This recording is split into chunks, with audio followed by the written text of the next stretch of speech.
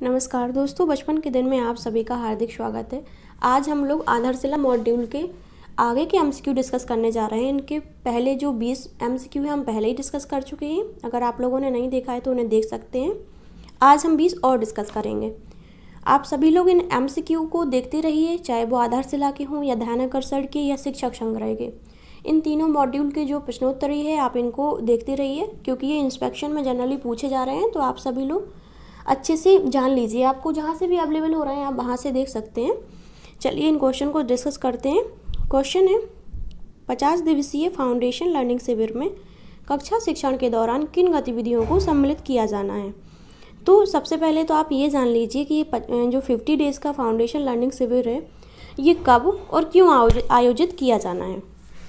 तो जो सत्र के प्रारंभ में अप्रैल से जुलाई के मध्य में सबसे पहले तो परीक्षण किया जाएगा। कक्षा 1 से कक्षा 8 तक के बच्चों का आरंभिक परीक्षण किया जाएगा, जिसमें अगर कक्षा 1 और 2 के जो बच्चे हैं वो अपने अपेक्षित लर्निंग आउटकम को प्राप्त नहीं कर पाए हैं, यानी हम लोग जितना एक्सपेक्ट कर रहे हैं तो वो उतना नहीं पा पाए हैं, तो उनको हम इस फाउंडेशन लर्निंग शिविर में भेजेंगे।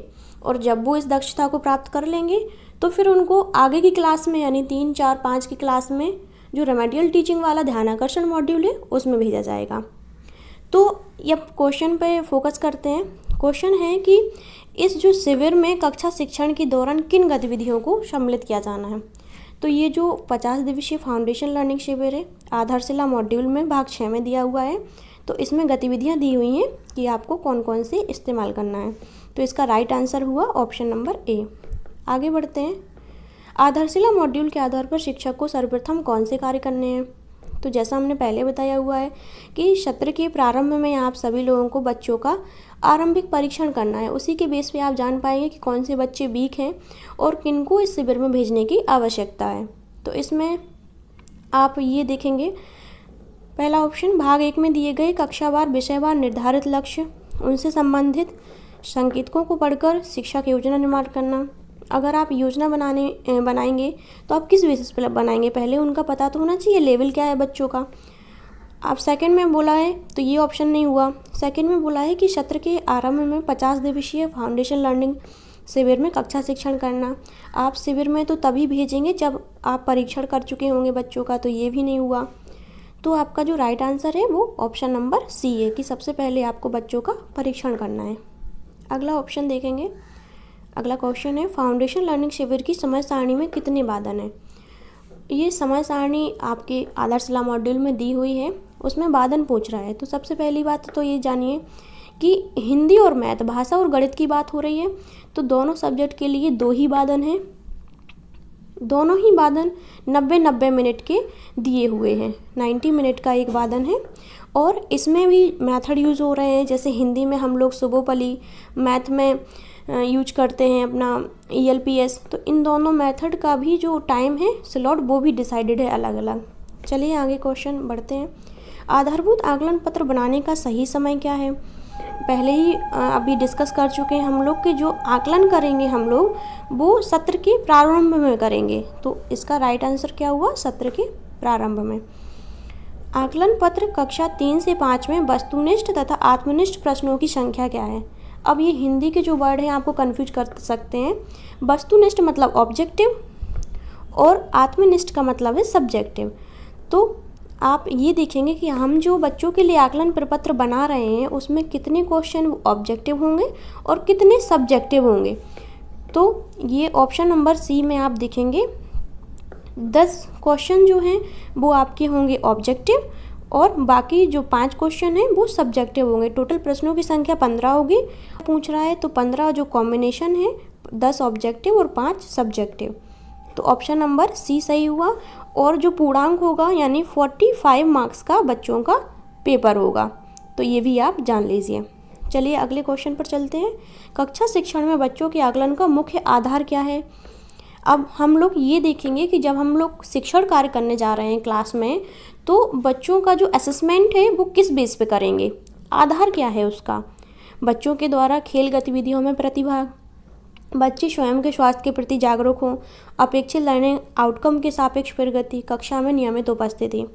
असेसमेंट हम लोग उपस्थिति के लिए तो नहीं कर रहे हैं, हम लोग जैसे जो भी लर्निंग आउटकम डिसाइडेड है क्लास वाइज कक्षा शिक्षण के लिए, तो वो बच्चे प्राप्त कर पाए हैं या नहीं कर पाए हैं, उसी के सापेक्ष जो प्रगति है बच्चों की, वही तो हम देख रहे हैं आकलन के थ्रू, असेसमेंट के थ्रू।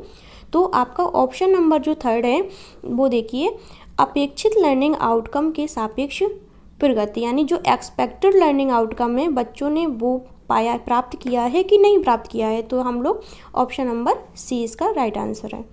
अगले क्वेश्चन में चलते हैं। कक्षा 1 और 2 में भाषा के लक्ष्य सभी बच्चों में सुनकर समझने का कौशल विकसित करना। 1 और 2 का जो लक्ष्य है ये देखिए, सभी बच्चों में सुनकर समझने का कौशल विकसित करना के सापेक्ष कौन सा आकलन संकेतक नहीं है। अब आप कक्षा 1 और 2 की बात हो रही है, कक्षा 1 और 2 के बच्चे बेसिक स्टैंडर्ड के होते हैं। तो आप ऑप्शन देखिए, फर्स्ट ऑप्शन क्या बोल रहा है कि बच्चे समान एवं असमान ध्वनियों को पहचान लेते हैं। बिल्कुल सही बात है, 1 और 2 के बच्चे समान और असमान ध्वनियों को तो पहचान लेंगे। बच्चे सुनकर समान ध्वनि वाले शब्दों को पहचान लेते हैं। बच्चे ध्वनियों को सुनकर वर्णों को अलग कर लेते हैं। बच्चे अमात्रिक शब्द लिख लेते हैं। यहाँ ये शब्द आप देखिए, लिखना। 1 और 2 के बच्चे लिखने के कौशल तक नहीं पहुँच पाते हैं। तो आप ये वाला ऑप्शन गलत हो गया, मतलब ये हमारे लक्ष्य पर आधारित नहीं है। तो अब क्वेश्चन पढ़िए, संकेतक पूछ रहा है कि कौन सा नहीं है, तो राइट आंसर आपका डी हुआ। अगले क्वेश्चन पर चलते हैं। सीखने के चक्र सिद्धांत में कौन सा चरण नहीं है। सीखने का जो चक्र है वो ई, आर, ए और सी, और फिर से ये चक्रीय सिद्धांत है तो फिर से एक्सपीरियंस पर आ जाते हैं। Experience, reflection, application, consolidation. अब हम लोग हिंदी में समझते हैं अनुभव, तो पहला आंसर भी हो गया। रिफ्लेक्शन यानी चिंतन, डी हो गया। एप्लीकेशन यानी अनुप्रयोग, बी हो गया। सी मतलब कंसोलिडेशन। कंसोलिडेशन का मतलब है यहाँ पर निष्कर्ष, तो हम लोग अंतिम में निष्कर्ष पर पहुँचते हैं। तो इसके अकॉर्डिंग पढ़ना नहीं है। तो जो हमारा राइट आंसर है वो पूछ रहा है कि सीखने के चक्रीय सिद्धांत में कौन सा चरण नहीं है, तो हमारा जो राइट आंसर हुआ वो सी। चलिए आगे बढ़ते हैं। शिक्षण अधिगम चक्र क्रमशः है। अब आप यहाँ पर देखिए ऑप्शन आकलन, रोचक प्रस्तावना, अभ्यास, तो ये सारे वर्ड आपको कंफ्यूज कर सकते हैं। तो सिंपली हम समझेंगे, यहाँ पर टीचिंग लर्निंग साइकिल की बात हो रही है।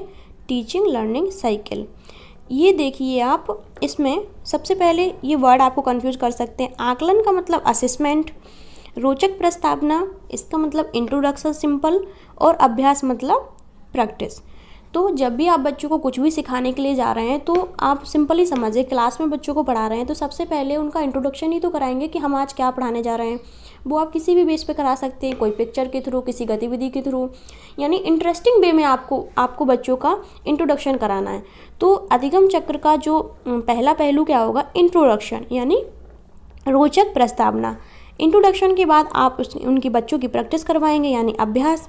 इसके बाद ही असेसमेंट करेंगे ना, बच्चे कहाँ किस लेवल तक पहुँचे हैं, क्या सीखा है उन्होंने, हमारे जो प्रैक्टिस हमने करवाई है उसके अकॉर्डिंग बच्चों ने क्या सीखा है।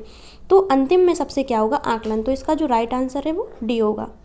आगे बढ़ते हैं। फाउंडेशन लर्निंग में बच्चों में कौन सा परिवर्तन परिलक्षित होता है।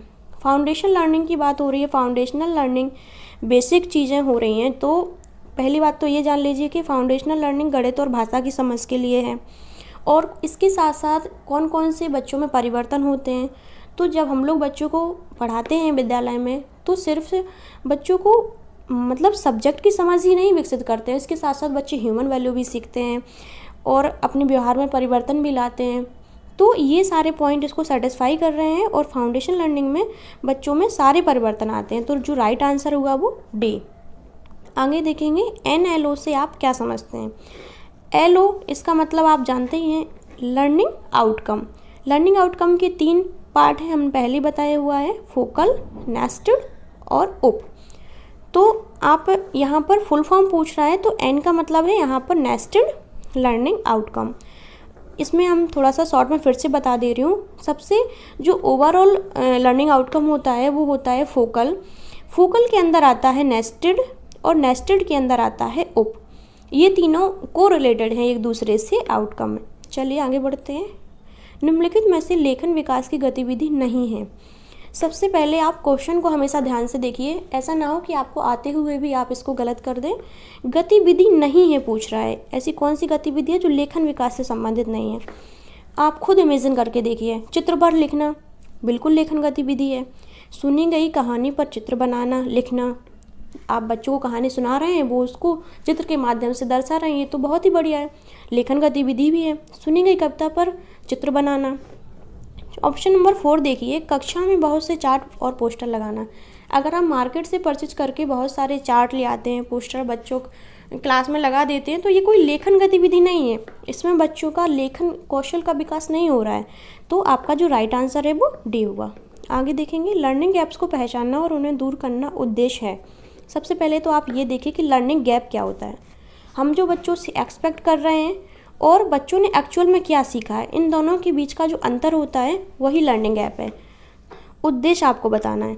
तो शिक्षण योजना से तो आप लर्निंग गैप का पता नहीं कर पाएंगे, आप असेसमेंट करेंगे तभी आप ना पता कर पाएंगे कि बच्चे के अंदर कितना गैप आया हुआ है। ये एक बच्चे से दूसरे बच्चे के बीच का गैप भी हो सकता है, बच्चों का स्वयं का सब्जेक्ट के बीच में भी लर्निंग गैप हो सकता है कि भाषा में तो बच्चा बहुत अच्छा अपना आउटकम दिखा रहा है लेकिन उसका गणित विषय का लर्निंग आउटकम अच्छा नहीं है।